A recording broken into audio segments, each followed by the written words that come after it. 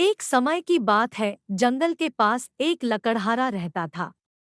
वो जंगल में लकड़ी इकट्ठा करता था और उन्हें पास के बाजार में बेचता था कुछ पैसों के लिए। एक दिन की बात है, वो एक पेड़ काट रहा था। तभी हुआ ये कि गलती से उसकी कुल्हाड़ी पास की एक नदी में गिर गई।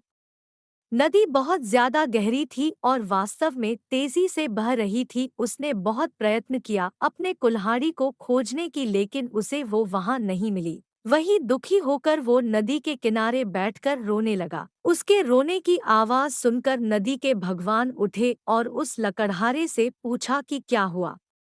लकड़हारा ने उन्हें अपनी दुखद कहानी बताई। नदी के भगवान को उस लकड़हारे के ऊपर दया आई और वो उसकी मेहनत और सच्चाई देखकर उसकी मदद करने की पेशकश की। वो नदी में गायब हो गए और एक सुनहरी कुल्हाड़ी वापस लाया, लेकिन लकड़हारे ने कहा कि यह उसका नहीं है।